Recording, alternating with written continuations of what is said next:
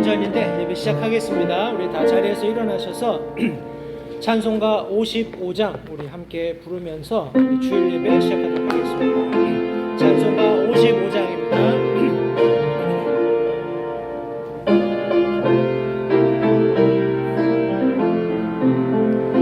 거친 세파에서 실망당할 때 두 손 못잡은 만져라. 모든 일 당해도 세임 얻으리. 그 손 못잡은 만져라. 그 손 못잡은 만져라. 주님 능력을 주시고 항상 널 지키며 인도하시리. 그 손 못잡은 만져라. 내가 어둠 속을 걸어갈 때면 그 손 못잡은 만져라. 주가 참 평안을 내게 주시리. 그 손 못잡은 만져라. 그 손 못잡은 만져라. 주님 능력을 주시고 항상 널 지키며 인도하시리.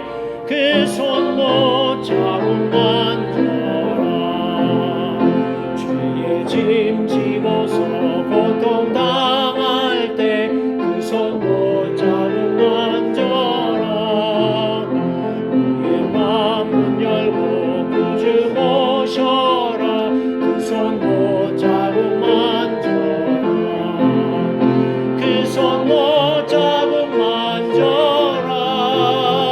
주님 능력을 주시고 항상 널 지키며 인도하시리. 그 손 못잡은 만져라. 아멘. 예배를 위해서 기도하겠습니다. 살아계신 아버지 하나님 감사합니다. 오늘도 불변하시는 하나님의 사랑과 은혜로 말미암아서 우리가 새날을 맞이하고 하나님 앞에 예배드릴 수 있는 이 귀한 은혜를 얻게 되었습니다. 하나님께서 속히 오시겠다고 약속하신 그날은 어제보다 더 가까워져 있습니다. 하나님께서 참 예비하신 그 영원한 하늘의 왕국이 우리 앞에 도래할 날이 참 임박하고 있는 이 때에 세상은 정말로 혼돈스럽고 참 우리 인간으로서는 감히 예측할 수 없는 그런 급변하는 시대에 우리가 살고 있음을 다시 한번 인정하지 않을 수 없습니다. 이것이 마지막 때에 일어날 수밖에 없는 일이라고 성경은 말씀하고 있지만 이것이 오늘 이 시대를 살고 있는 그리스도인들에게는 어찌 보면 참으로 두렵고 떨리는 현실이 아닐까 다시 한번 생각해 봅니다. 그럼에도 불구하고 바라기는 하나님께서 굳건한 믿음을 우리 믿는 그리스도인들에게 허락하셔서 참 불변하는 하나님의 진리의 말씀 위에 굳게 서서 하나님께서 약속하신 그 약속을 고대하는 그 소망을 가지고 믿음으로 이 세상을 살아가며 승리할 수 있도록 주님 힘을 공급해 주시기를 다시 한번 간절히 원합니다. 사랑하는 성도들이 한자리에 모여서 하나님의 참 살아있는 말씀 속에서 참 하나님께서 기뻐 받으실 만한 예배를 드리기 위해서 한자리에 모였습니다. 하나님께서 이 자리에 함께 하시고 예배를 흠양하시고 참 우리로서가 아니라 우리 안에 거주하게 하신 성령 하나님으로 말미암아서 하나님 앞에 영으로 진리로 드리는 이 복된 예배가 될 수 있도록 하나님 함께 하시기를 다시 한번 간절히 원합니다. 이 예배의 시종을 주님께 의탁드립니다. 주님께서 홀로 모든 영광을 받으시기를 간절히 바라올 때 예수님의 귀하신 이름으로 기도했습니다. 아멘. 자리에 앉으셔서 우리 찬송가 49장 힘차게 한번 찬양하겠습니다.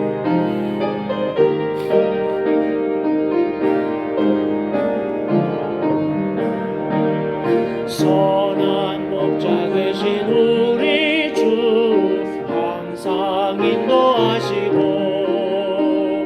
푸른 초장 좋은 곳에서 우리 먹여주소서. 복을 주신 주 예수여 비로 사셨사오니 복을 주신 주 예수여 주의 것이 옵니다. 주의 것이 되어 싸우니 보호하여 주시고 죄로부터 우리를 지키사 바로 가게 하소서. 복을 주신 주 예수여 지금 기도하오니 복을 주신 주 예수여 기도 들어주소서. 주의 복을 받은 우리들 주 뜻대로 행하세. 주의 크신 사랑 받아서 주의 사랑 전하세. 복을 주신 주 예수여 더욱 사랑합니다. 복을 주신 주 예수여 더욱 사랑합니다.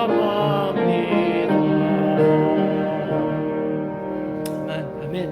이전보다 더욱 우리가 뜨겁게 주님을 사랑해야 하는 그런 시기라고 믿습니다.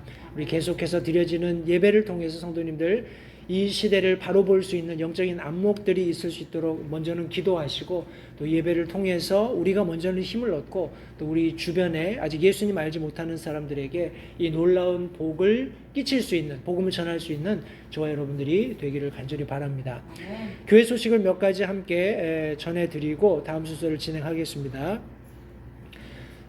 미국 대선이 11월 달로 다가오고 있고 그것과 관련해서 우리 공화당, 민주당, 우리 양당의 아주 치열한 어떻게 보면은 사람들을 어떻게 할까요? 기만한다고 할까요? 속이기도 하고 사실이 아닌 것들을 마치 사실인 것처럼 거짓인 것이 너무나 명백하지만 사람들이 자꾸 그 거짓말을 듣다 보면 그게 사실인 것처럼 여겨집니다. 그래서 그런 어떤 인간의 어떻게 보면 우매함이라고 할까요? 그런 것들을 이용해서 정치적인 세력들이 이런 미디어들을 장악하면서 사람들이 굉장히 어리석게 굉장히 행하는 그런 모습들을 많이 보게 됩니다. 성도님들 우리가 매일 생활에서 그런 것을 경험하게 될 텐데 특별히 하나님께서 이 마지막 때를 살고 있는 그리스도인들에게 다시 한번 올바른 믿음을 가지고 신앙생활을 할 수 있도록 그리고 더 나아가서 복음을 순수한 복음을 지속해서 전달할 수 있도록 하나님께서 도우시기를 성도님들 간절히 원하는 그런 마음으로 도널드 트럼프 대통령을 위해서 그리고 특별히 위정자들을 위해서 또 교회 지도자들을 위해서 기도해 주시기를 간곡히 부탁을 드립니다. 제가 최근에 봤던 그런 비디오 클립에 보니까 한국의 한 목사시죠. 목사께서 그 정부 관료로 발탁된 한 분이 자기 교회에 왔는데 어떻게 이제 감언이설이라고 해야죠. 설탕 발린 말이라고 이렇게 할 수밖에 없는데 그분한테 자기가 안수를 받아야 되겠냐는 둥 아니면 내가 이런 걸 마쳤으니까 점쟁이가 돼야 되겠다는 둥 농담조로 했겠지만은 목회자로서 하면은 안 될 그런 어떤 그 지위에 있는 사람으로서 그런 농담을 했기 때문에 이슈가 돼서 지금 굉장히 많이 어떤 논쟁이 되고 있는 것 같습니다. 성도님들 목회자들도 영적으로 바른 그런 분별력을 갖지 않으면 말실수를 통해서 하나님의 영광을 가리울 수 있는 얼마든지 여지들이 있습니다. 때문에 먼저는 저희 교회니까 저희 교회 성도들에게는 저를 위해서 기도해 달라고 부탁을 제가 드릴 수밖에 없고 더 나아가서 다시 한번 제가 강조하거니와 이 나라가 하나님이 이 나라가 있게 하신 그런 바른 성경에 근거한 법에 기반을 두지 않는다면 반드시 타락할 수밖에 없습니다.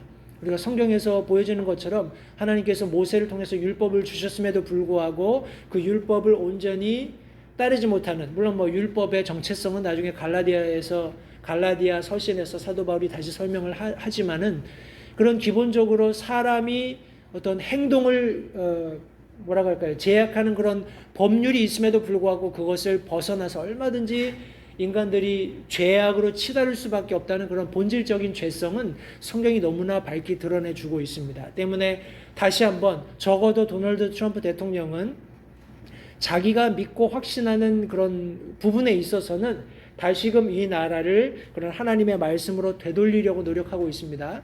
최근에 이제 학교에서 다시금 기도할 수 있게끔 하는 그런 법안에 서명을 했고, 이제 학교 안에서도 자유롭게 자신의 신앙을 표현할 수 있는 그런 자유를 이렇게 법적으로 보호받게 되었습니다. 그렇다고 해서 그것이 당장 이제 뭐 이렇게 실생활에서 우리가 체감할 수 있을 정도로 자유를 누릴 수 있는 것은 아니지만, 그런 어떤 뭐라고 할까요? 성경 말씀의 가치를 둔 그런 어떤 가치들이 사람들에게 주어질 수 있게끔 도널드 트럼프 대통령은 계속 노력하고 있습니다. 위에서 우리 도널드 트럼프 대통령을 위해서 계속 성도님들, 우리 특별히 7월, 8월 우리 이 2달 동안에는 계속해서 집중적으로 우리 대통령과 위정자들 위해서, 교회 지도자들 위해서 성도님들 매일 기도해 주시기를 다시 한번 부탁드립니다. 우리 지난 주간에 있었던 우리 VBS, Virtual VBS가 종료되었습니다. 우리 사역자들이 많이 심혈을 기울여서 재미있게 하려고 이렇게 3D 백그라운드도 하고 아주 여러 가지로 이렇게 재미있게 했던 모양인데, 아직 결과들은 제가 이렇게 공유를 받지 못했습니다만 많은 아이들이 동참했고 좋은 유익한 시간이었다고 피드백을 계속 받고 있습니다. 성도님들 계속해서 교회 안에서 매일, 그리고 특별히 청소년들을 위해서는 매주 수요일 오후 4시에 우리 뭐라고 하나요? 그 앱 이름이 줌이라는 그런 앱을 통해서 우리 청소년들이 함께 모여서 커뮤니케이션 하고 있고요. 매일 우리 3시에 이렇게 우리 청소년들을 위해서 쉐어되고 있는 디보이션은 제가 다시 한번 우리 유튜브, 교회 유튜브를 통해서 성도님들께 공지해드리도록 하겠습니다. 아이들에게, 그리고 주변에 우리 티네이저들이 있으면, 또 어린아이들도 있으면 공유해 주셔서 우리 아이들이 말씀 안에서 계속 영적인 꼴을 공급받을 수 있도록 도와주시면 감사하겠습니다. 우리 공중 모임을 위한 체크리스트가 계속 공지되고 있습니다. 성도님들 기억해 주시고요. 특별히 서로를 위해서 함께 기도해 주시기 바랍니다. 어렵고 힘든 시기를 지나고 있지만 하나님께서 이 시기를 지혜롭게 잘 우리가 극복할 수 있도록 지혜 주시도록 우리 서로 기도했으면 좋겠습니다. 우리 시간은 다 자리에서 일어나셔서 찬송가 57장 첫 절 마지막 절 부르고 하나님의 말씀 함께 나누도록 하겠습니다.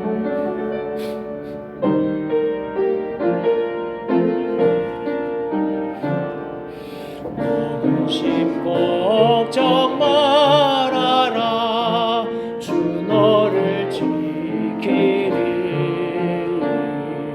주 날개 밑에 거하라, 주 너를 지키리. 주 너를 지키리. 아무 때나 어디서나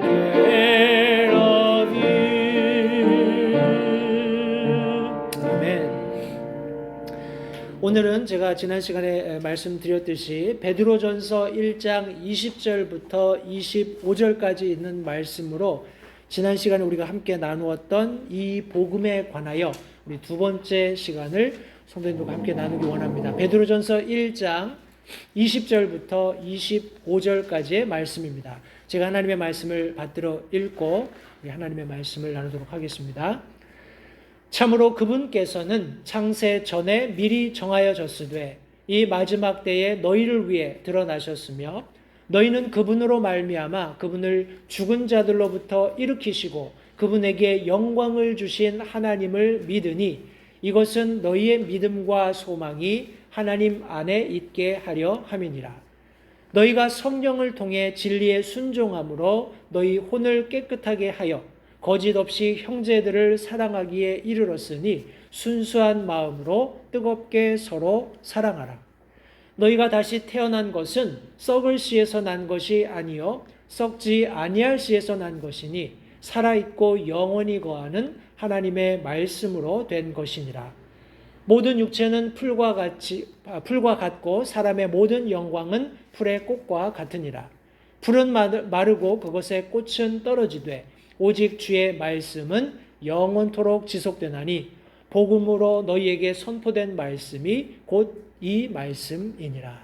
오늘 본문의 말씀을 통해서 이 구원에 관하여 성도님들, 구원은 우리가 아무리 강조해도 지나침이 없는 주제라고 생각을 합니다. 때문에 우리가 구원에 대해서 명확히 이해하면 이해할수록 우리의 믿음 생활이 더 견고해질 수 있다는 사실을 기억하시고, 오늘 지난 시간에 이어서 사도 베드로가 여기 지금 오늘날의 터키 지역에 두루 흩어져 있었던 그 당시 우리 나그네처럼 유리방황했던 성도들을 격려하는 과정 가운데 구원에 대해서 어떻게 두 번째 말씀으로 그들을 격려하는지 이 아침에 함께 말씀을 나누면서 교훈을 나누기 원합니다. 말씀을 위해서 잠시 기도하고 우리 본문의 말씀을 나누도록 하겠습니다. 살아계신 아버지 하나님, 감사합니다. 오늘 다시 한번 저희들을 이 자리에 불러 모아주시고 하나님의 말씀의 꼴을 함께 나눌 수 있는 귀한 특권을 허락해 주심을 이 시간 다시 한번 감사드립니다. 하나님, 바라기는 이 나누게 될 말씀이 우리의 구원을 다시 한번 새롭게 하는 그런 귀한 말씀이 되기를 간절히 원합니다. 성령 하나님께서 이곳에 함께 계시면서 우리의 구원이 얼마나 놀랍게 우리에게 주어진 것인지, 또 이 구원이 우리에게 얼마나 큰 의미가 있는 것인지 되새겨 볼 수 있도록 성령 하나님 역사해 주시기를 원하고, 우리가 들은 말씀에 따라서 다시 한번 기뻐하며 감사하며 하나님 앞에 찬양 돌려드리며 우리에게 남은 생애를 하나님의 영광을 위해서 살 수 있는 귀한 결단도 겸하여 주시기를 다시 한번 간절히 기도합니다. 부족한 소정의 입술을 주님께 의탁드립니다. 함께 하셔서 하나님이 영광을 취하시고 또 성도들에게 실적절한 말씀 전하시기를 다시 한번 간절히 바라오며 예수님의 귀하신 이름으로 기도했습니다. 아멘. 자리에 앉으십시오.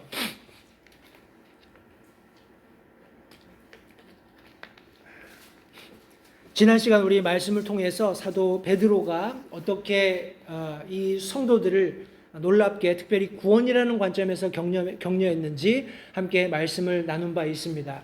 사진에서 보여지는 것처럼 아시아와 비두니아, 본도, 갈라디아, 갑바도기아, 우리 오늘날 터키 지역에 넓게 지금 그리스도인들에게 가해지기 시작한 핍박을 피해서 넓게 흩어져 있는 우리 사도 베드로의 표현이라면, 나그네와 같은 삶을 살고 있지만 성령의 거룩히 구별하심을 통해서 하나님 아버지의 미리하심에 따라 선택받고 순종함과 예수 그리스도의 핏부림에 이른 자들이라고 명명된 이런 성도들에게 이렇게 서신을 통해서 격려하는 내용을 저희들이 함께 살펴보고 있습니다. 특별히 제가 서두에서 말씀드린 것처럼 구원이라는 관점, 우리 핍박을 받는 성도들에게 여러 가지 우리가 도움되는 말씀을 해줄 수 있습니다. 하나님께서 그들을 위로하신다, 그들과 함께 하신다, 혹은 어려움 가운데 있는 성도들을 하나님께서 내버려 두시지 않는다, 여러 가지 다양한 그런 주제들을 가지고 고난 가운데 있는 핍박받는 성도들을 격려할 수 있지만, 우리 사도 베드로는 가장 말씀의 본질로 되돌아가서 그들이 받았던, 또 그들이 누리고 있는, 또 그들이 하나님으로부터 얻게 될 그 구원의 핵심이 무엇인지를 차근차근 설명하면서 이 고난받는 성도들을 격려한 것을 우리가 성경 말씀을 통해서 확인해 볼 수 있습니다. 해서 오늘은 우리 사도 베드로가 우리 흩어져 있는 성도들을 격려했던 사도 베드로가 설명했던 이 구원이 무엇인지를 우리 두 번째 시간 함께 성도님들과 살펴보기 원하는데, 첫 번째 우리 오늘 본문 말씀 베드로전서 1장 20절부터 25절까지 있는 말씀 속에서 우리 사도 베드로가 구원에 대해서 강조하고 있는 것이 이 구원이 예비된 것이다 라는 것을 지금 여기 강조하고 있습니다. 20절 말씀을 같이 보겠습니다. 20절 말씀해 보시면 상반부에 참으로 그분께서는 창세 전에 미리 정하여졌으되 라고 말씀하고 있습니다. 성도님들, 이 구원을 누가 예비하셨습니까? 성경 말씀에 의하면 하나님께서 그 구원을 예비하셨다라고 말씀하고 있습니다. 시기적으로는 창세 전에 미리 정하여졌고, 그리고 성경 말씀에 따라서 마지막 때가 되어서 하나님께서 정하신 때가 되어서 드러나게 되었다라고 말씀하고 있습니다. 우리 성경 말씀해 보시면 요한복음 17장 24절에 예수님께서 아버지여 원하건대 아버지께서 내게 주신 자들도 내가 있는 곳에 나와 함께 있어 아버지께서 창세 전에 나를 사랑하셨으므로 내게 주신 나의 영광을 그들이 보게 하옵소서 하고 기도하는 장면을 성경이 기록하고 있습니다. 이 말씀에 의하면 지금 예수님의 기도 속에서 아버지께서 내게 주신 자들도 누구를 의미하고 있나요? 그 당시로서는 예수님의 직접적으로 제자들과 예수님을 믿은 유대인들이 되겠습니다만, 오늘날 예수 그리스도를 개인의 구주로 영접하고 그분을 주와 그리스도로 받아들인 저와 여러분들이 거기에 속합니다. 아버지께서 내게 주신 자들도 예수님께서 기도하시는 내용입니다. 내가 있는 곳에 나와 함께 있어 아버지께서 창세 전에 나를 사랑하셨으므로 내게 주신 나의 영광을 그들이 보게 하옵소서. 하나님께서는 창세 이전에 이미 하나님과 계셨습니다. 우리 요한복음 1장 1절 말씀, 우리 다 아시는 말씀이지만 1장 1절부터 1장 4절까지 말씀해 보시면 처음에 말씀이 계셨고 말씀이 하나님과 함께 계셨으며 말씀이 하나님이셨더라. 그분께서 처음에 하나님과 함께 계셨고 모든 것이 그분에 의해 만들어졌으니 만들어진 것 중에 그분 없이 만들어진 것은 하나도 없더라. 4절 말씀해 보시면 안에 생명이 있었으며 그 생명은 사람들의 빛이더라 라고 말씀하고 있습니다. 성도님들 보십시오.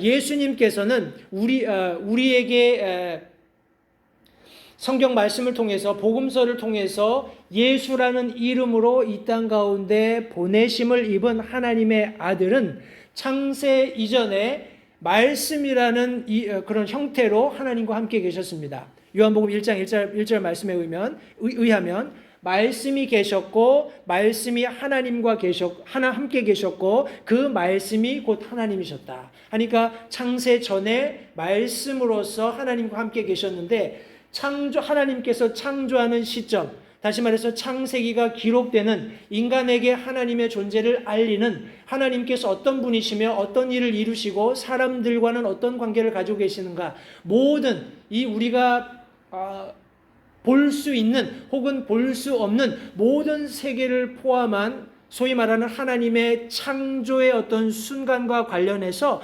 하나님이 어떤 관계가 있는지를 지금 설명하고 있는 겁니다.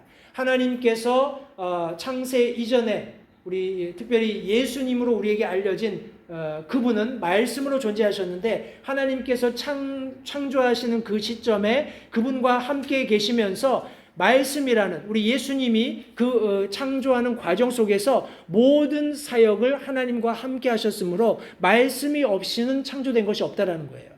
그런데 우리가 창세기 1장에서 살펴보는 것처럼 하나님께서 빛을 가장 먼저 창조하셨잖아요. 빛이 있으라 하심에 빛이 있었고 하나님께서 나중에 그 빛을 어둠으로부터 분리해내신 것을 볼 수 있습니다.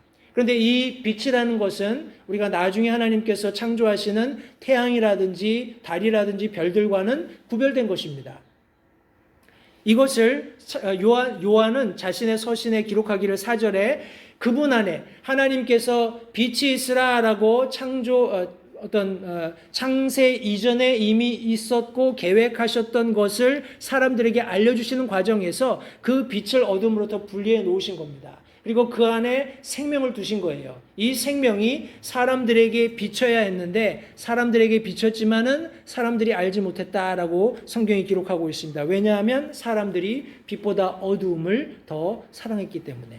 본질적으로 타락한 죄인의 본성입니다. 빛보다 어둠을 더 사랑하는 것. 그런데 여기 지금 예수님께서 뭐라고 여기 기도하시고 있냐면 하나님께서 내게 주신 자들이 내가 있는 곳에 나와 함께 있어.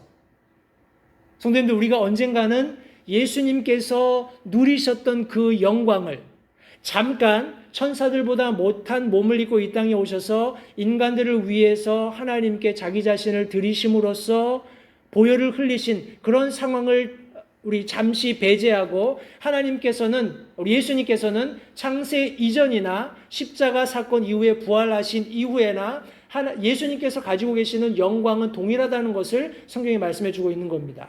창세 이전에 여기 아버지께서 창세 전에 나를 사랑하셔서 내게 주신 나의 영광을 그들이 보게 해달라는 겁니다.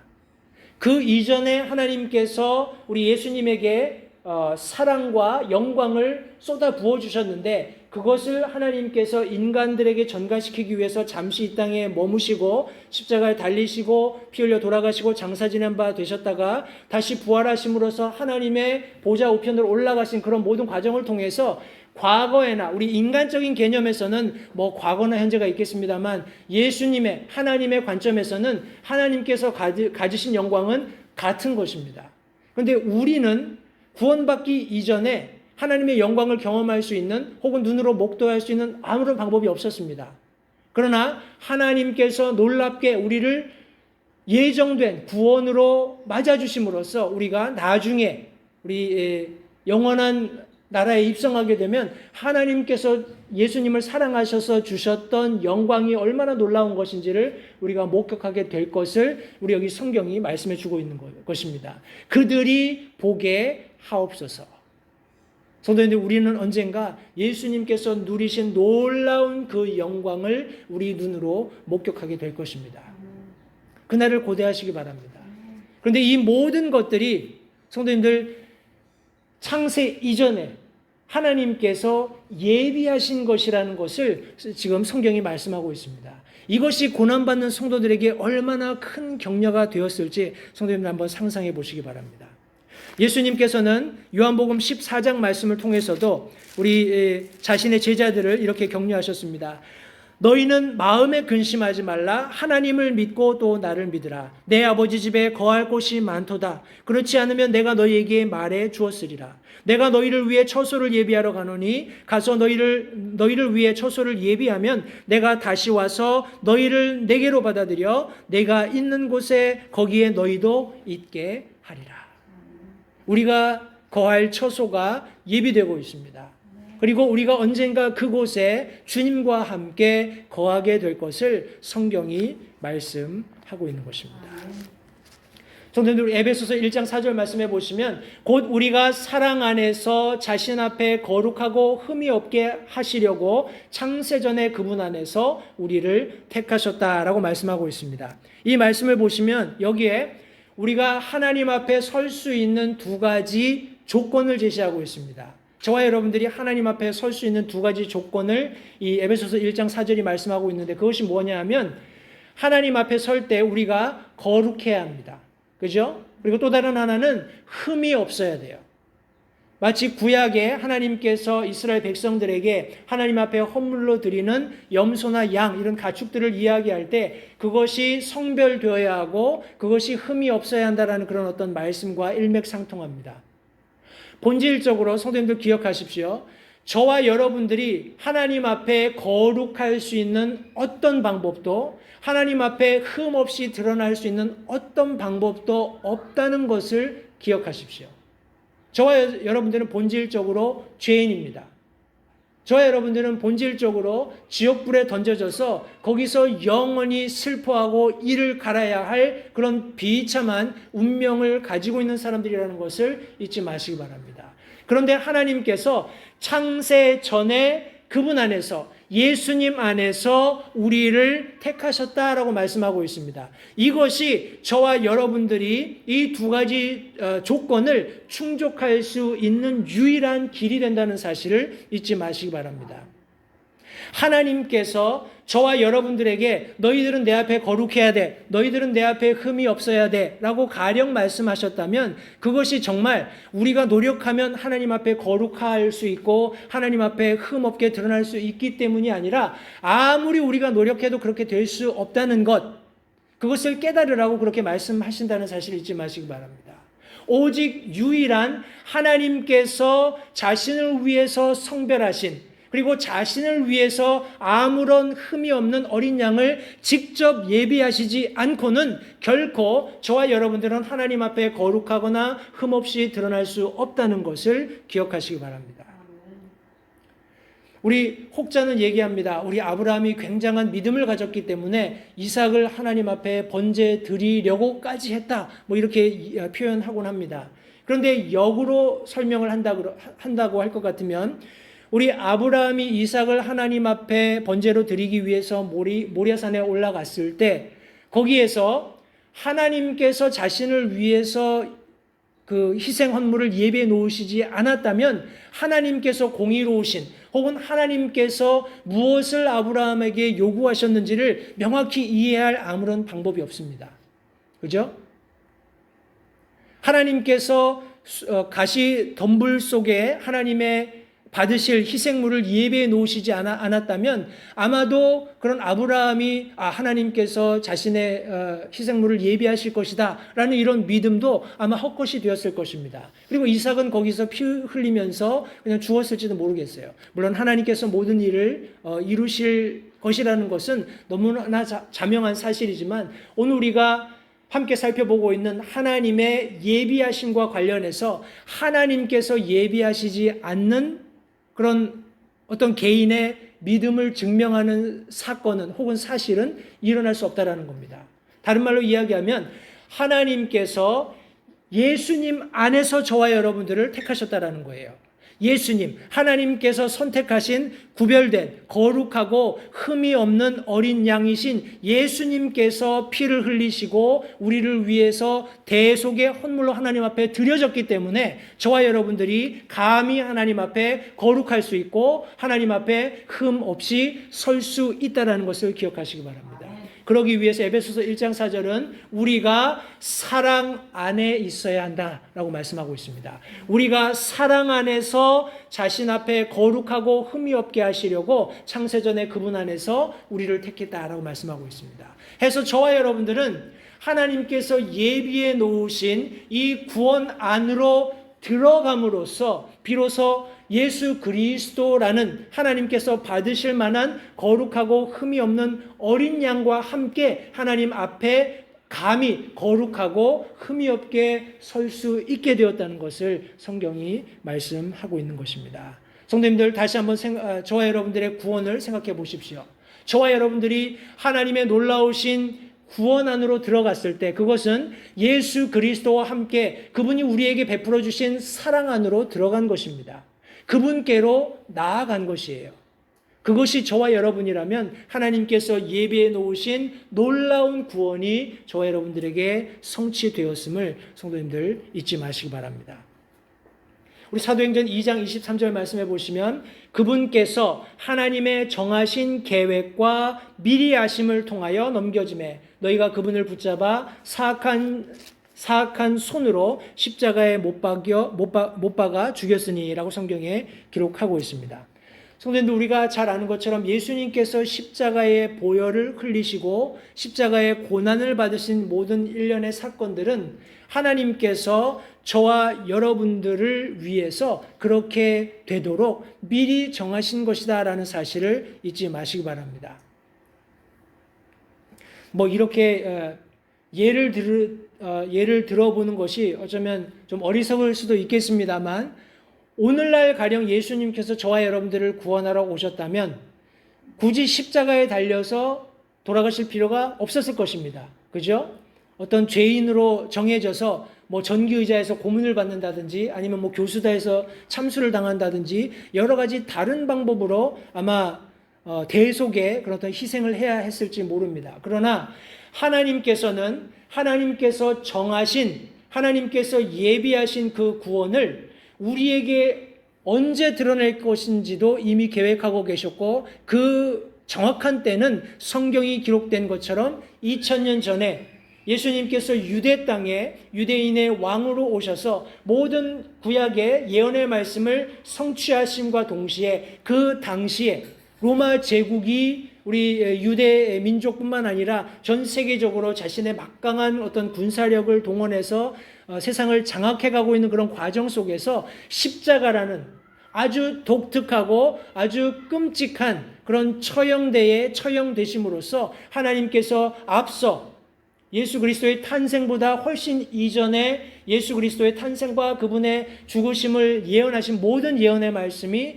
성취되게 하셨다는 것을 성도님들 기억하시기 바랍니다. 하나님의 정하신 계획과 미리 아심을 통해서 이 모든 일들이 이루어졌다는 사실을 성도님들 기억하시기 바랍니다. 제가 이 지금 한 절 한 절의 말씀을 다 성도님들께 설명드린다면 이걸 아마 몇 줄을 또 나눠서 또 설명을 해야 될 것 같습니다. 그래서 조금 제가 말씀들을 그냥 읽고 다 설명하지 않고 넘어가도록 양해해 주시기를 바라고, 우리 로마서 3장 25절 말씀해 보시면 그분을 하나님께서 그분의 피를 믿는 믿음을 통한 화해 헌물로 제시하셨으니 이것은 하나님께서 참으심을 통해 과거의 죄들을 사면하심으로써 자신의 의를 밝히 드러내려 하심이요. 보십시오. 하나님께서 그분의 피를 믿는 믿음, 예수님의 흘리신 보혈을 믿는 믿음을 통해서 화해 헌물로서 예수님을 제시하신 겁니다. 예수님께서 피를 흘리신 것은 그냥 유대인의 선생으로 와서 잘못된 가르침을 가르쳤기 때문에 로마 군사들의 손에 의해서 처형당한 것이 아니라는 거예요. 하나님께서 그분의 피를 흘리셔야만 그 흘리신 피를 통해서 그분을 믿는 사람들을 죄 없다라고, 그들을 의롭다라고, 그들을 예수님의 보혈로 덮어주시는 은혜를 그들에게 베풀어 주실 수 있다고 하나님께서 이미 창세전에 약속하셨기 때문에 그것을 성취하시기 위해서 그분의 피를 믿는 믿음을 통한 화해 헌물로서 예수님을 제시하셨다라고 말씀하고 있습니다.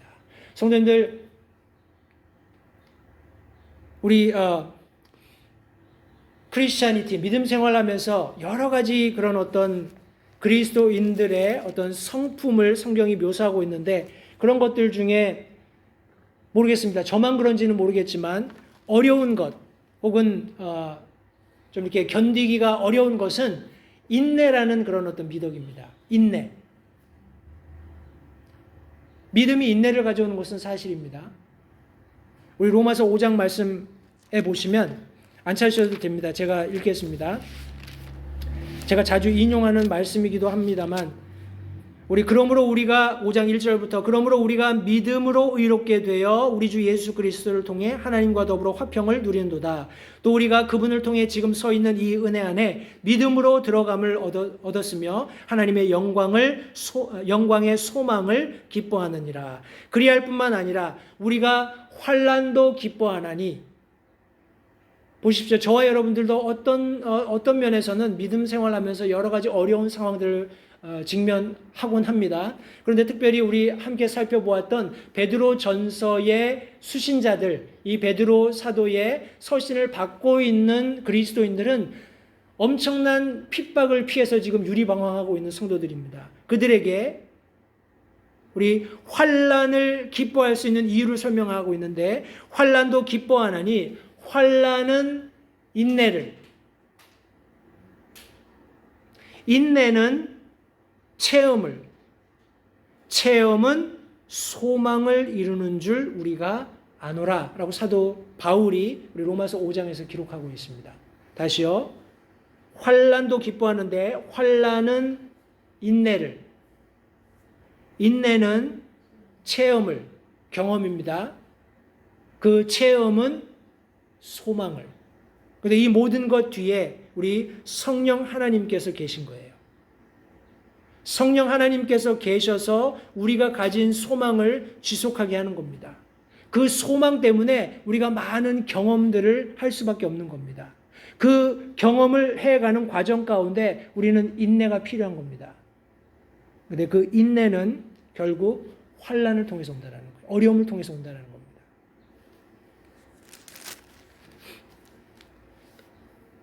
성도님들, 하나님께서 여기 보시면 참으심을 통해서, 하나님께서 오래 참으시는 하나님의 인내하심을 통해서 과거의 죄들을 사면하심으로써 자신의 의를 밝히 드러내려 하시며, 성도님들 보십시오. 오늘 저와 여러분들에게도 2000년이 넘는 오랜 시간 동안에 하나님께서 저와 여러분들이 그 복음을 듣고, 저희 개인적으로는 2000년이 아니겠습니다.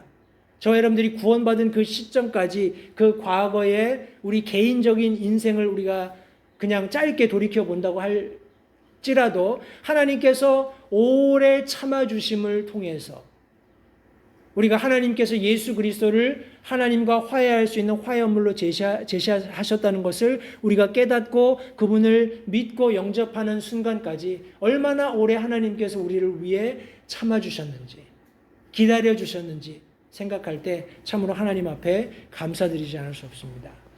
사랑하는 성도님들, 다시요. 하나님께서 우리에게 구원을 베푸셨을 때 이 구원은 저와 여러분들을 위해서 예비된 것입니다. 그런데 이 예비된 것이 하나님께서 드러내 주시지 않는다면 우리가 알 방법이 없습니다. 그죠? 우리 성경 말씀, 오늘 본문 말씀 20절, 우리 1장, 베드로전서 1장 20절, 우리 하반절에 보시면 이 마지막 때에 너희를 위해 드러내셨다라고 말씀하고 있습니다. 우리 히브리서 1장 말씀에 보시면 2절에 이 마지막 날들에는 자신의 아들을 통하여 우리에게 말씀하셨으며 그분을 모든 것의 상속자로 정하시고 또 그분으로 말미암아 세상들을 만드셨느니라 하고 말씀하고 있습니다. 이것은 앞뒤로 하나님께서 말씀으로 함께 계셨던 우리 아들이신 하나님과 또 우리 복음서를 통해서 예수라는 이름으로 우리에게 제시되셨던 하나님의 아들과를 지금 비교하면서 여기 지금 설명하고 있는 겁니다. 이 마지막 날에는 자신의 아들을 통해 우리에게 말씀하셨다라고 말씀하고 있습니다. 예수 그리스도를 통해서 예수 그리스도로 말미암지 않고는 우리가 하나님과 교통하는, 하나님과 교제하는 또 다른 방법이 이제 더 이상 없다는 것을 명확히 하고 있습니다. 그리고 예수님께서 모든 것의 상속자가 되셨다라고 말씀하고 있습니다. 해서 하나님을 믿는 자들이 구원받고 하나님의 아들로 칭함받을 뿐만 아니라 그 아들에 뒤따르는 모든 상속 유업을 함께 공유하게 된 것을 성경은 말씀하고 있는 겁니다. 그러면서 여기 뭐라고 얘기하냐면 그분으로 말미암아 세상들을 만드셨느니라라고 말씀하고 있습니다. 이것은 두 가지 양자 모두 해당된다고 생각을 하는데, 하나님께서 처음에 우리 성경 기록 처음을 열면서 태초에 처음에 하나님이 천지를 창조하셨다라고 말씀하셨던 그런 창조의 시점도 포함이 되겠지만, 지금 여기 예수님께서 이 땅에 오심으로써 예수님을 믿는 모든 자들을 하나님께서 받아주시는 그런 놀라운 구원으로 시작된 새로운 세상이 지금 예수 그리스도로 말미암아서 탄생하게 되었다는 것을 여기 또한 말씀하고 있는 것입니다. 그분으로 말미암아서 우리 에베소서 기자가 말씀한 것처럼 우리 모든 것이 새롭게 되었습니다. 이전 것들은 모두 지나갔고 우리가 새로운 창조물이 되었고 새로운 세상이 우리에게 도래하게 된 것입니다. 왜요? 예수 그리스도로 말미암아서. 이 모든 일들은 어떻게 된 것입니까? 하나님께서 창세전에 예비하신 것이고 하나님께서 정하신 때가 되었을 때 우리에게 드러내신 것이다 라고 말씀하고 있는 것입니다. 하나님께서 드러내시지 않는다면 우리가 어떻게 알 수 있겠습니까? 하나님께서 이 정하신 때에, 이 마지막 때에 저와 여러분들을 위해서 이 놀라운 구원을 드러내셨다는 것을 성도님들 다시 한번 기억하시면서 하나님 앞에 감사하실 수 있게 되기를 바랍니다. 그러면 성도들은 어떻게 예비가 될 수 있을까요? 우리가 어떻게 예비해야 할까요? 우리 21절 말씀해 보시면 너희는 그분으로 말미암아 그분을 죽은 자들로부터 일으키시고 그분에게 영광을 주신 하나님을 믿으니 라고 성경에 기록하고 있습니다. 다시요. 너희는 그분으로 말미암아 그분을, 여기 지금 그분은 하나님이시죠? 죄송합니다. 예수님입니다. 예수님을 죽은 자들로부터 일으키시고 예수님에게 영광을 주신 하나님을 믿는다라고 설명하고 있습니다. 성도님들, 저와 여러분들은 하나님을 믿는 믿음을 가지고 이 하나님께서 예비하신 구원을 우리가 맞이해야 한다고 성경이 말씀하고 있습니다. 그런데 하나님을 믿는다라는 표현에 대해서 두 가지를 설명하고 있습니다. 오늘 이 본문이, 그 본문을 좀 함께 보겠는데, 우리 예수 그리스도의 죽으심과 영광을 지금 여기 겸하여서 성경이 말씀하고 있습니다. 사도행전 2장 24절 말씀해 보시면, 하나님께서 그분을 사망의 고통에서 풀어 일으키셨으니 이는 사망이 그분을 붙들 수 없었기 때문이다 라고 말씀하고 있습니다. 여기 예수님께서는 먼저 죽으셔서 고통당하셔야 할 것을 성경이 말씀하고 있습니다. 히브리서 2장 9절 말씀에서도 다만 예수님을 보노라, 그분께서 죽음과 고난을 당하시려고 천사들보다 조금 낮게 되셨다가 라고 예수 그리스도의 죽으심, 예수 그리스도의 고난을 지금 여기 설명하고 있습니다. 그런데 이 모든 것들은 예수님께서 받으실 영광을 위해서 부득이하게 예수님께서 당하셔야 하셨던 혹은 감내하셔야 하셨던 것이라고 성경이 말씀하고 있습니다. 여기 지금 히브리서 2장 9절 하반절 말씀해 보시면, 그렇게 되셨다가 영광과 존귀로 관을 쓰신 것은 하나님의 은혜로 말미암아 모든 사람을 위해서 죽음을 맛보려 하십니다 라고 말씀하고 있습니다. 저와 여러분들을 구원하시기 위한 하나님의 계획이 예수 그리스도의 죽으심과 그분의 고난을 통해서만 이루어질 수 있었기 때문에 예수님께서는 기꺼이 그렇게 하셨습니다. 더 나아가서 사도행전 3장 13절 상반절에 보시면, 아브라함과 이삭과 야곱의 하나님, 곧 우리 조상들의 하나님께서 자신의 아들 예수님을 영화롭게 하셨느니라 라고 말씀하고 있습니다. 하나님께서 예수님을 우리를 위한 죄헌물로 이 땅에 보내셨을 때 그분을 자신을 위해서 구별하시고 거룩하게 하시고 그분을 흠 없는 어린 양으로 보내주셨을 때 그분이 죽어서 우리의 죄들을 대속하는 그 일로서 끝나게 하신 것이 아니라 그분을 죽음으로부터 다시 일으켜 세우심으로써 하나님께서 창세전에 예비하셨던 구원이 무엇인지를 명확하게 드러내셨습니다. 이런 드러내시는 과정 속에 하나님께서는 예수님을 높이 올리셔서 모든 이름보다 높은 이름을 그분에게 주셔서 그분이 여기 지금 성경 말씀처럼 영광과 존귀로 관을 쓰실 수 있도록 은혜를 베풀어 주신 것을 또한 설명하고 있는 것입니다. 우리 빌립보서 2장 9절 말씀에, 그러므로 하나님께서도 그분을 높이 올리시고 모든 이름 위에 있는 이름을 그분에게 주사.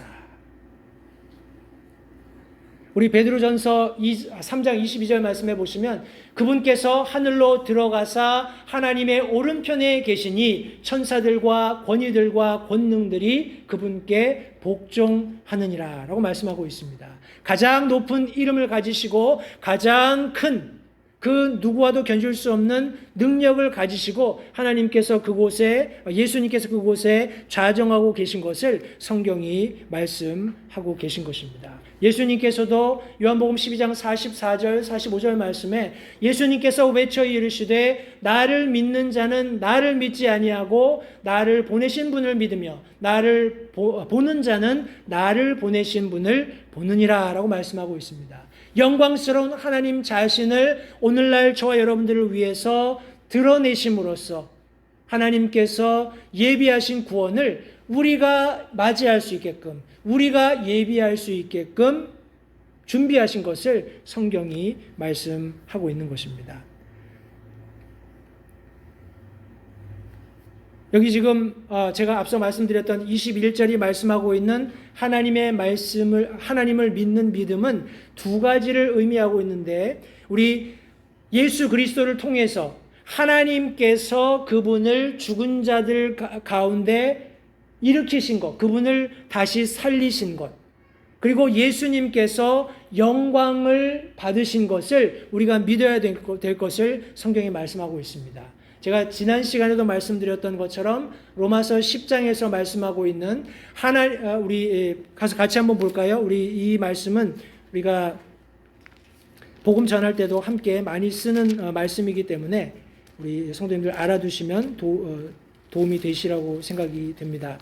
로마서 10장 말씀해 보시면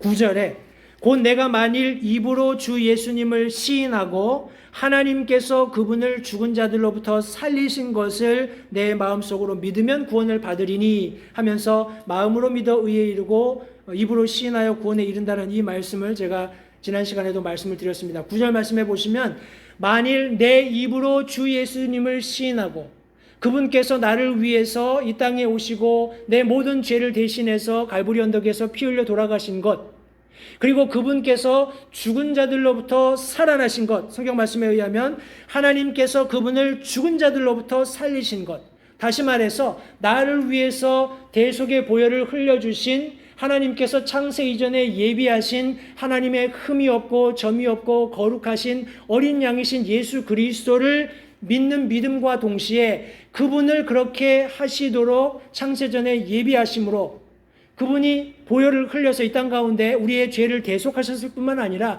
이제는 그분이 이 땅 가운데 그 누구도 그렇게 한 사실이 없고 그 누구도 그렇게 할 권능이 없었지만 그분을 죽은 자들 가운데서 살리신 하나님, 그분을 영광 가운데 일으키신 하나님을 믿는 믿음을 가지고 우리가 하나님 앞에 나갈 때 구원받게 된다는 사실을 우리 로마서 10장 우리 9절 10절이 저와 여러분들에게 설명하고 있는 것입니다. 이 말씀을 믿는 믿음을 가지고 하나님 앞에 나아갈 때 비로소 저와 여러분들이 그 구원을 향한 예비가 될 수 있다는 것을 다시 한번 기억하시기 바랍니다. 성도님들, 우리가 받은 이 놀라운 구원, 이것이 하나님의 전적인 예비하심으로 되었다는 것을 다시 한번 상기하시기 바랍니다. 놀랍지 않습니까?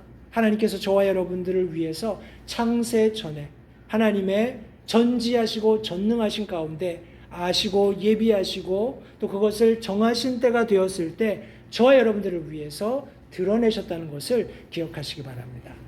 우리 두 번째 사도 베드로가 우리 나그네와 같이 흩어져 있는 성도들에게 이 놀라운 구원에 관해 설명하면서 구원의 순서를 여기 지금 설명해 주고 있습니다. 어찌 보면 구원의 명령 혹은 구원의 과정이라고 우리가 설명할 수 있겠는데 우리 22절 말씀해 보시면 제가 22절 말씀을 읽겠습니다.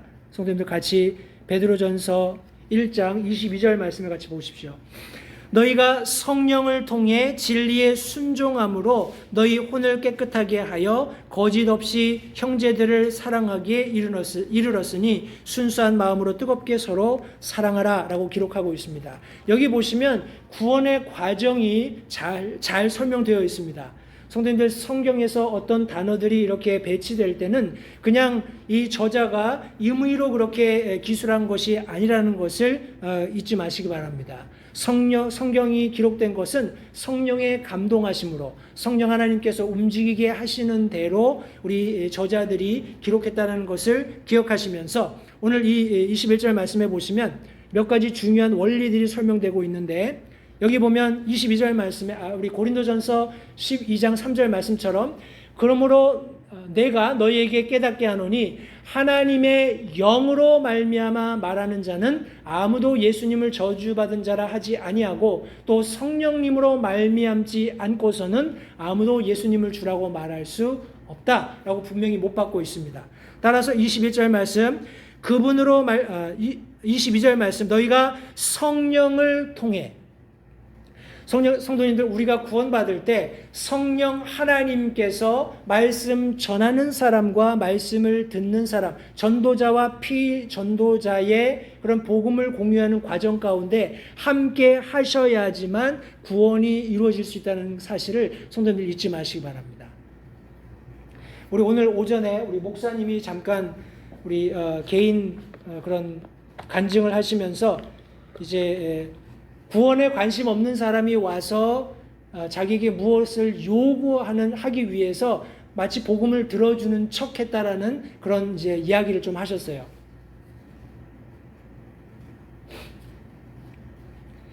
이제 간혹 그런 경우가 있습니다. 뭔가 내게 요구할 것이 있는 사람이 찾아왔을 때 내가 복음을 그럼 잠깐 복음을 내가 나눠도 되겠습니까? 하면 기꺼이 들어줍니다. 그런데 들어주는 과정 가운데 그 복음에는 관심이 없는 거예요. 그 복음을 다 전하고 나서 이제 내가 요구할 거를 그 사람에게 이제 요구하기 위해서 이 사람은 온 정신이 팔려 있는 것이지 복음을 전하는 동안에는 그런 이제 들을 마음이 전혀 없는 겁니다. 그런 관계 속에서는 성령 하나님께서 역사하실 수 없습니다. 그것이 아주 기본적인 그런 전제가 되는데, 오늘 우리가 함께 나누게 되는 이 22절 상반절의 말씀에서와 같이 구원의 순서상에서 하나님의 영께서 개입해 주시지 않으면 우리가 아무리 들은 말씀이 진리이고 사실이고 내가 논리적으로 이해가 간다 할지라도 성령 하나님께서 간섭해 주시지 않으면 예수님을 주님으로 영접하는 그런 과정이 있을 수 없다는 것을 성경이 분명히 말씀해 주고 있습니다. 우리 더 나아가서 우리 22절 말씀에 너희가 성령을 통해 진리에 순종함으로 라고 말씀하고 있습니다. 우리 베드로전서 1장 2절 말씀에 보시면 하나님 아버지의 미리 하심에 따라 성령의 거룩히 구별하심을 통해 순종함과 예수 그리스도의 핏부림에 이르도록 선택받은 자들에게 편지하노니 하는 우리 사도 베드로의 서신을 우리가 함께 살펴볼 수 있습니다. 13절 말씀에서도 그러므로 너희 마음의 허리를 동이고 정신을 차려 예수 그리스도께서 나타나실 때 너희에게 가져오실 그 은혜로 인해 끝까지 소망을 가질지어다. 성도님들, 우리가 하나님의 우리가 들은 말씀, 그 진리에 순종하는 과정이 없으면 구원받을 수 없다라는 사실을 성경은 분명히 말씀하고 있습니다. 성령께서 함께 해 주셔야 되고 그 전도자와 피전도자, 하나님의 말씀에서 복음을 전하는 사람과 그 복음을 듣는 사람이 나누고 있는 말씀이 진리여야 한다는 사실, 그리고 그 진리에 순종함이 없다면, 성도님들, 우리가 복음을 전하고 나서 저는 꼭 그렇게 묻습니다. 오늘 제가 이렇게 복음을 쭉 전해드렸는데 오늘 들으신 말씀 속에 혹시 거부감이 있거나 아니면 그 말씀을 받아들일 수 없는 어떤 이유가 있다면 제게 말씀해 주십시오. 이렇게 이야기를 합니다. 왜냐하면 진리가 있지만 그 말씀에 내가 순종하지 않는다면, 그 말씀이 옳습니다라고 내가 어그리하지 않는다면 그 들은 말씀은 그 사람에게 아무런 유익을 끼치지 못합니다.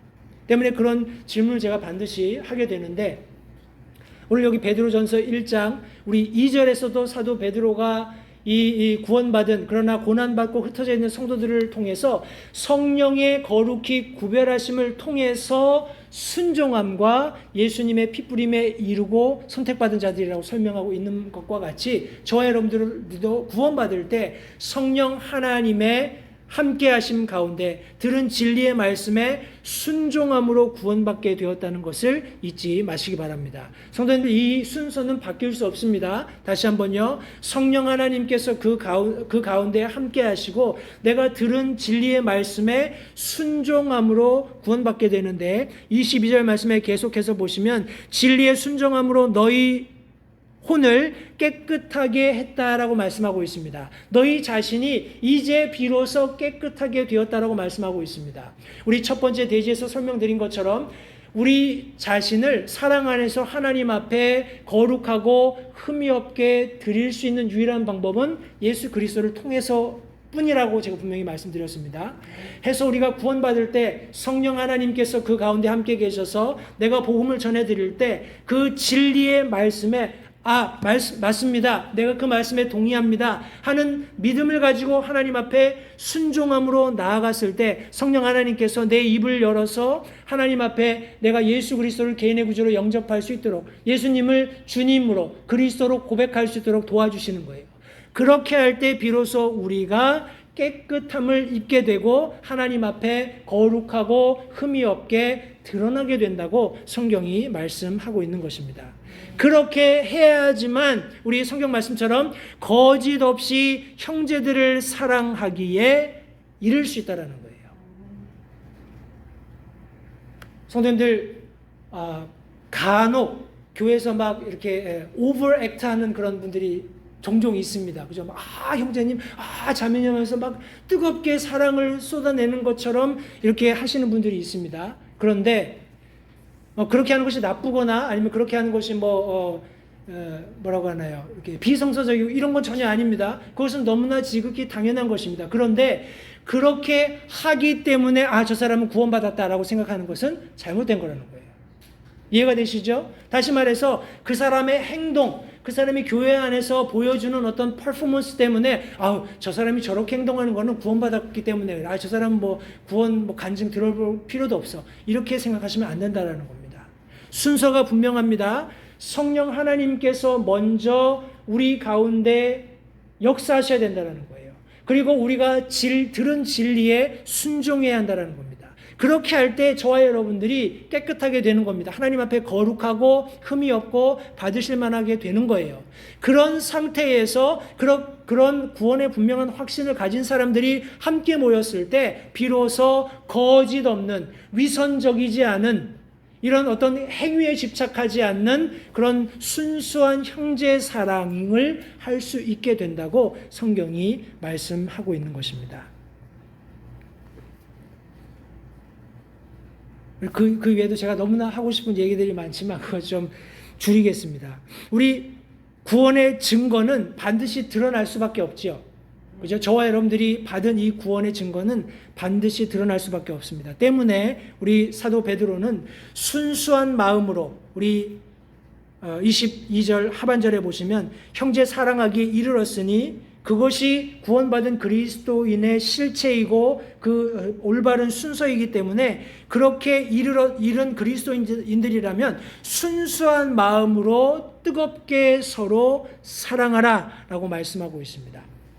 우리 디모데전서 우리 1장 5절 말씀해 보시면 여러 가지 우리 다른 말씀들이 있습니다만 제가 이걸 다 설명하면 시간이 너무 많아질 것 같아서 우리 건너뛰고요. 디모데전서 1장 5절 말씀해 보시면 이제 명령의 목적은 이것이니 순수한 마음과 선한 양심과 거짓 없는 믿음에서 나오는 사랑이거늘. 예수님께서도 우리에게 새 명령을 주셨잖아요. 그죠? 예수님께서 주신 새 명령의 본질이 이거라는 겁니다. 순수한 마음과 선한 양심과 거짓 없는 믿음에서 나오는 사랑. 율법의 목적은, 명령의 목적은 사랑이라는 거예요. 예수님께서도 사랑을 두 가지로 요약하셨잖아요. 그죠? 하나님을 사랑하라. 그리고 내 이웃을 내 몸과 같이 사랑하라. 사랑입니다. 결국은 하나님께서 주시는 모든 말씀의 핵심은 사랑인데 이 사랑이 구원받은 성도들에게는 어찌 보면 그 사람의 정체성이 되어야 한다는 거예요.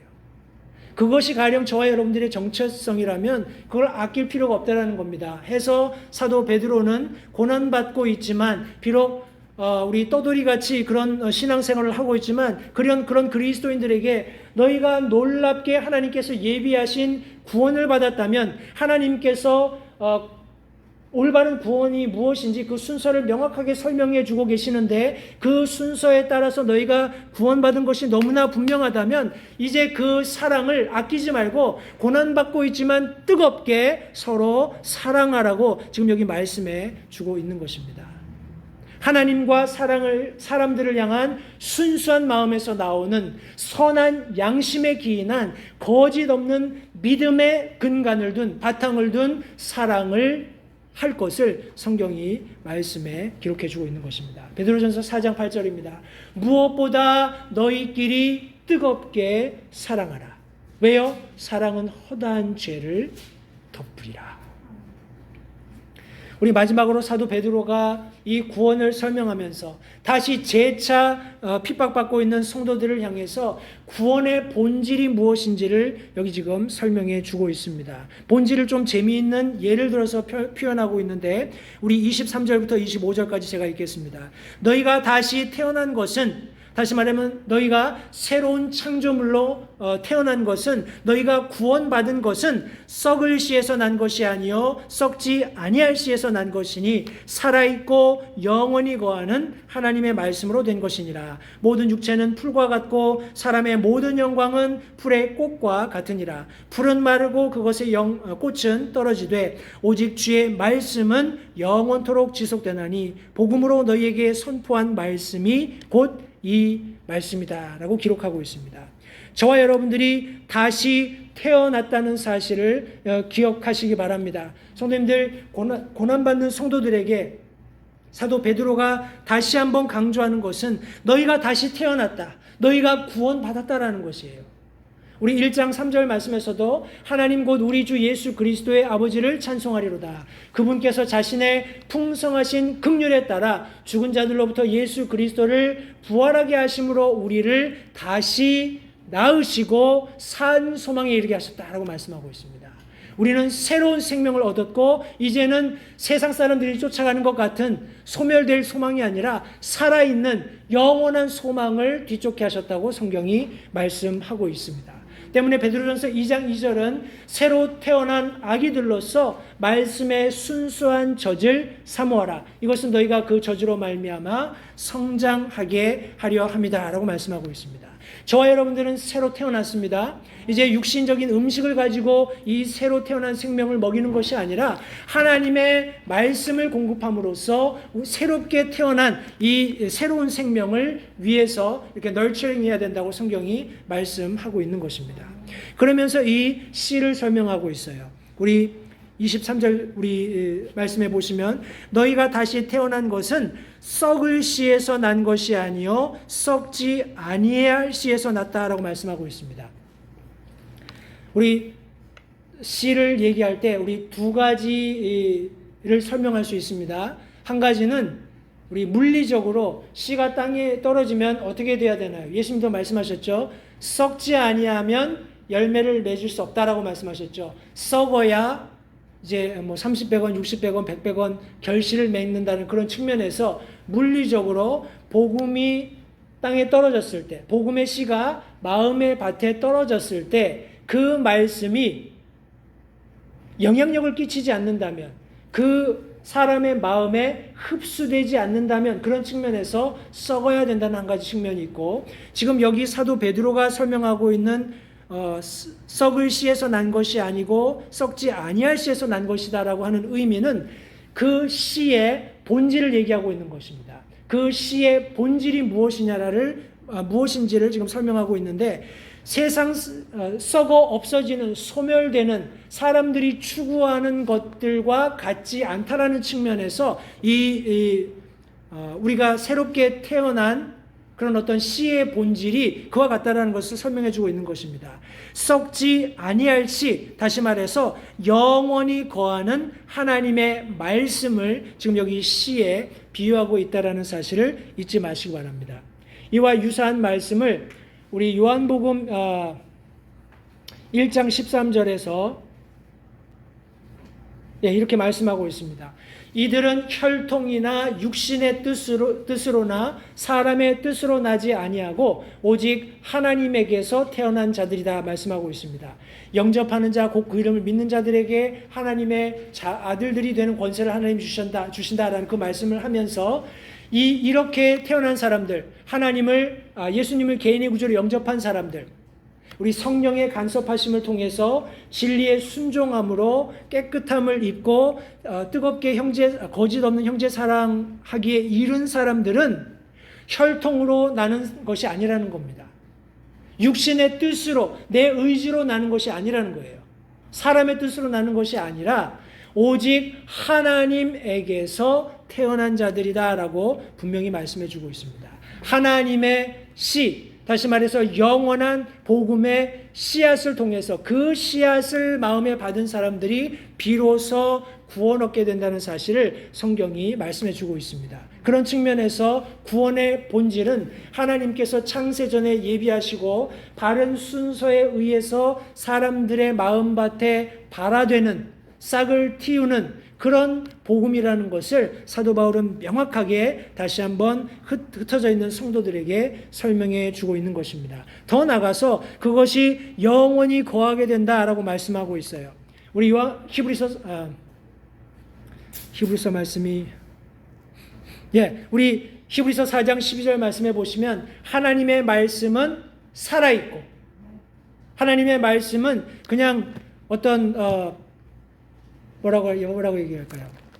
하나님의 말씀은 살아있기 때문에 우리 히브리서 말씀에 의하면 권능이 있고 양날 달린 어떤 검보다도 예리하기 때문에 혼과 영과 및 관절과 골수를 찔러 둘러 나누기까지 하고 사람들의 마음의 생각과 의도를 분별하신다라고 말씀하고 있습니다. 여기서 설명하고 있는 하나님의 말씀은 가령 예를 들어서 우리 씨다해서 강남 콩씨가 이렇게 큰 게 있을지 모르겠지만 씨다라고 얘기했을 때 이것을 어떤 물질적인 씨 혹은 물질적인 말씀 이렇게 의미하는 것이 아니라 살아계시는 하나님 자신으로 지금 여기 설명하고 있는 것입니다. 왜냐하면 우리 마지막에 보면 마음의 생각과 의도를 분별하시는 것이라고 얘기 안 했죠. 분별하시는 분이시다. 하나님의 한 위로서의 말씀을 지금 여기 설명하고 있는 것입니다. 하나님의 말씀이 살아있고 이 책이 살아있다는 것이 아니라 이 안에 기록되어 있는 하나님의 모든 말씀이 살아 움직이는 겁니다. 하나님의 말씀이 권능이 있는 거예요. 때문에 이 말씀을 듣는 자들이, 이 말씀을 읽는 자들이, 그 가운데 기록된 것들을 지키는 자들이 이 양날 달린 검 같은 예리한 하나님의 말씀이 그 마음속에 들어와서 그들의 혼과 영과 관절과 골수를 찔러서 둘러 나누기까지도 하고 마음의 생각과 의도까지 하나님 앞에 낱낱이 드러나게 된다는 것을 성경이 말씀하고 있는 것입니다. 하나님의 말씀은 썩어질 씨가 아니라 썩지 않는 영원한 씨라는 것을 성도님들 잊지 마시기 바랍니다. 그것이 저와 여러분들이 받은 구원의 본질입니다. 요한일서 3장 9절 말씀해 보시면 누구든지 하나님에게서 난 자는 죄를 범하지 아니하나니 이는 그분의 씨가 그 속에 머물러 있기 때문이라. 그는 하나님에게서 났으므로 죄를 지을 수 없느니라. 다윗이 죄를 지었나요? 안 지었나요? 죄를 지었죠. 그런데 하나님께서 그 죄를 어떻게 하셨죠? 용서하셨어요. 왜요? 회개를 했으니까. 성도님들 기억하십시오. 여기 지금 히브리서 4장 12절 말씀과 요한일서 3장 9절이 아무 연관이 없는 것 같지만 하나님의 말씀이 살아있고 그 말씀이 권능이 있기 때문에 하나님의 영께서 하나님의 사람들을 움직여 가실 때 그 사람들이 우리 믿는 그리스도인들이 하나님 앞에 범죄한 사실이 있다면 그 죄를 어떻게 하실까요? 지적하시겠죠. 지목하시겠죠. 바라보게 하실 겁니다. 그러면 믿는 그리스도인들은 그 죄를 하나님 앞에 실토하지 않을 수 없습니다. 죄 용서함을 구하지 않을 수 없다라는 말씀이에요.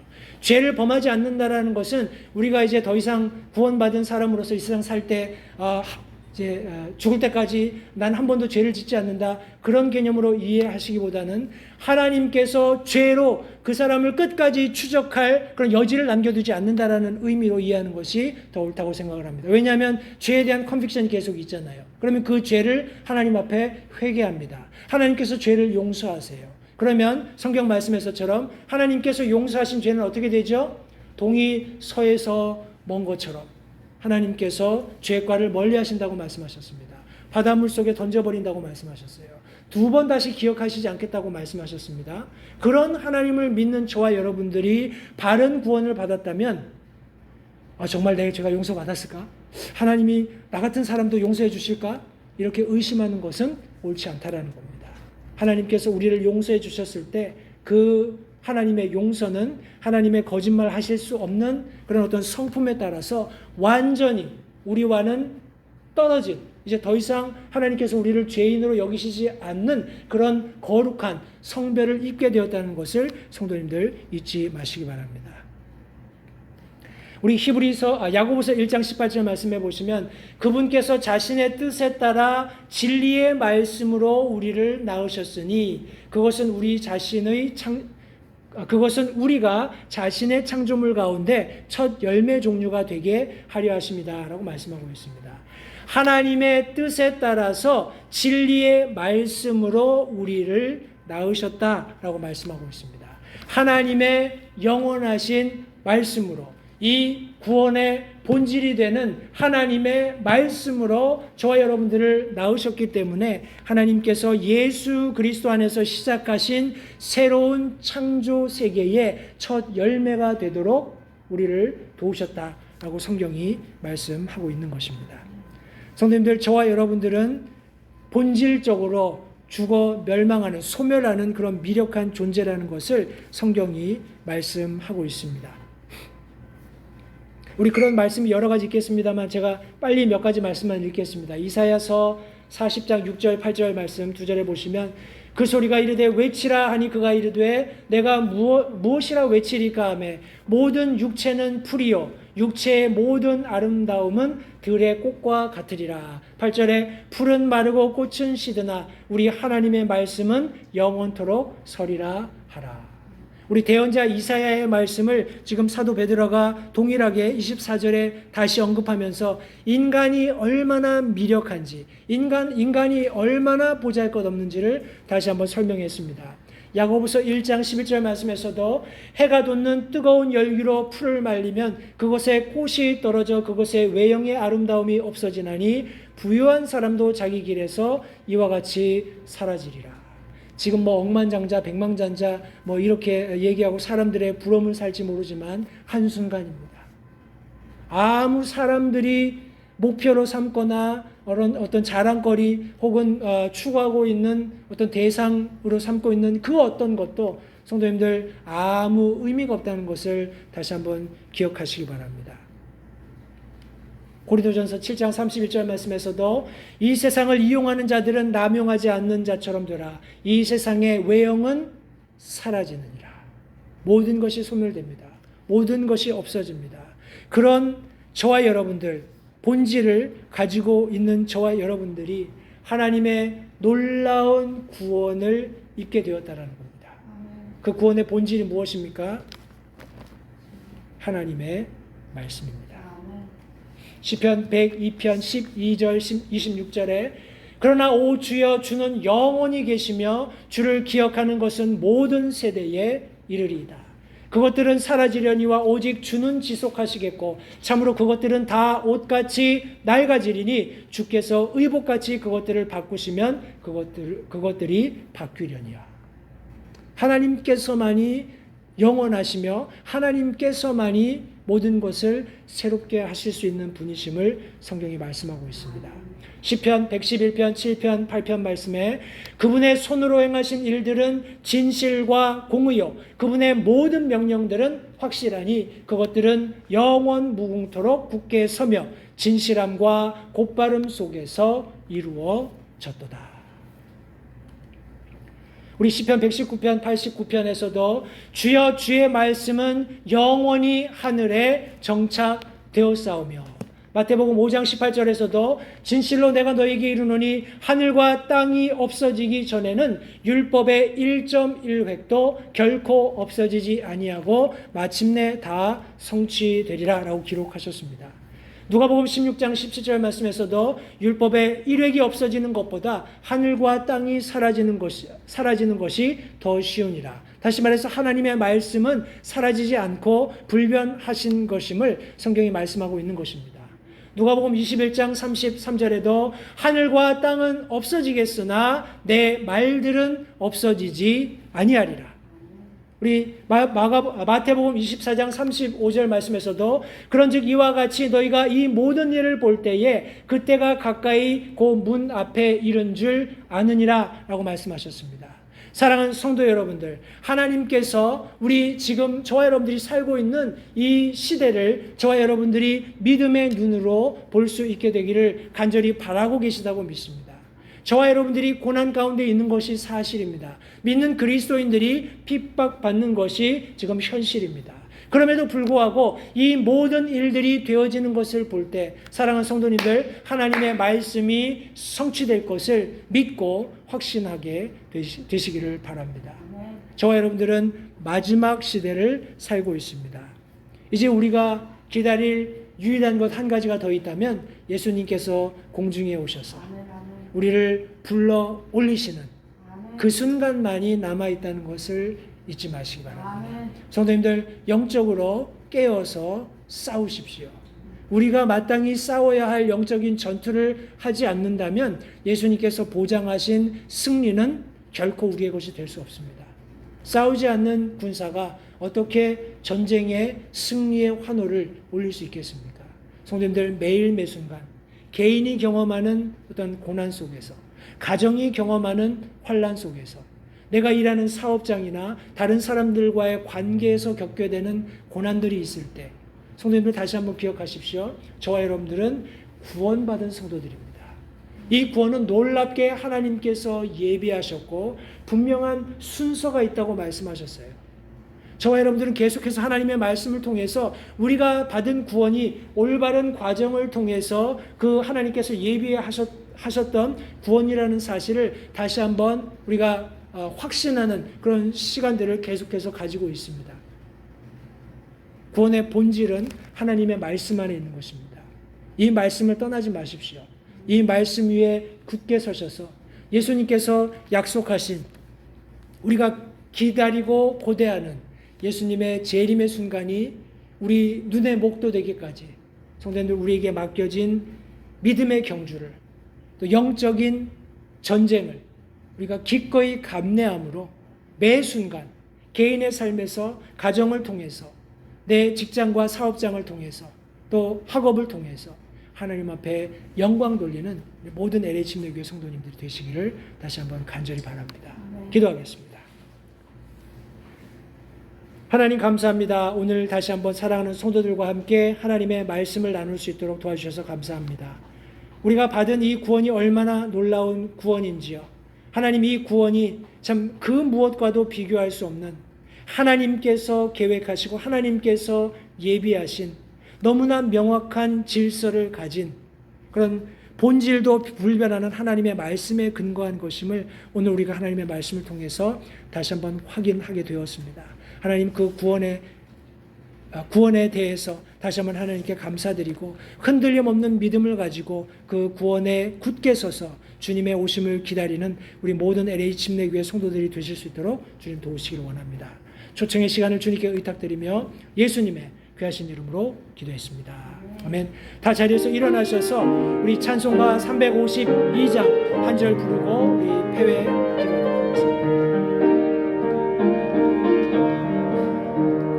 주님의 뜻을 이루소서.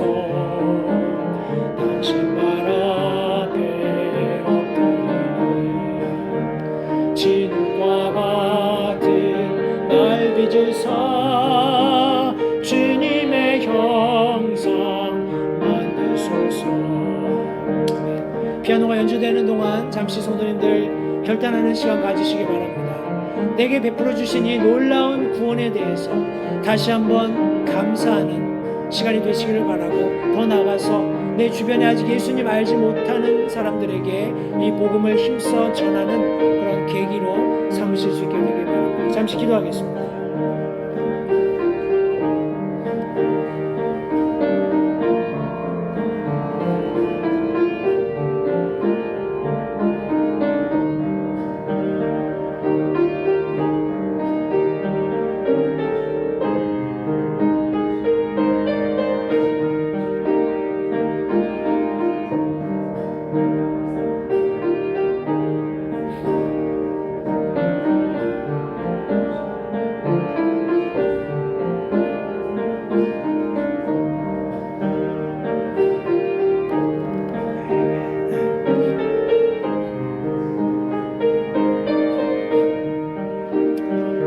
끝나셨으면 찬송가 352장 3절 함께 찬양하고 배배 기도하고 마치겠습니다. 주님의 주님의 뜻을 이루소서. 상처로 내 맘 아플 때에 주님의 뜻을 이루소서. 상처로 내 맘 아플 때에 권능의 손을 내게 펴사 아픈 맘 고쳐 주옵소서.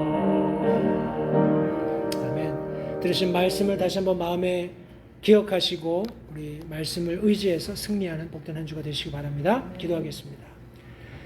살아계신 아버지 하나님 감사합니다. 오늘 다시 한번 사랑하는 성도들과 함께 하나님 앞에 하나님 기뻐하시는 예배 드릴 수 있도록 귀한 시간을 허락해 주신 것을 이 시간 다시 한번 감사드립니다. 하나님 우리에게 베풀어 주신 구원을 다시 한번 우리가 말씀을 통해서 되돌아보았습니다. 그 구원을 베푸시기 위해서 하나님께서 참 인간으로서는 형언할 수 없고 참 대신 갚을 수 없는 큰 희생을 하신 것을 성경은 기록하고 있습니다. 그의 아들 예수 그리스도를 이 땅 가운데 보내시고 갈보리 언덕에서 피 흘려 돌아가시게 하심으로써 그분을 믿는 모든 자들을 하나님께서 받아주시는 놀라운 구원을 하나님께서 예비하셨고 그것을 정하신 때가 되었을 때 우리를 위해서 보이셨다고 성경이 말씀하고 있습니다. 다시 한번 우리가 이 놀라운 구원을 경험할 수 있도록 도와주신 것 하나님 감사합니다. 이 구원의 감격 속에 매일 매순간 살 수 있도록 도와주시고 믿지 않는 자들에게도 이 동일한 구원을 전할 수 있도록 담대한 입술을 주님 허락해 주시기 원합니다. 주님의 약속하신 그날이 도래하고 있습니다. 그날을 바라보면서 더 견고한 믿음을 가지고 하나님의 말씀 위에서 흔들림 없이 믿음 생활을 할 수 있도록 주님 도우시기 원합니다.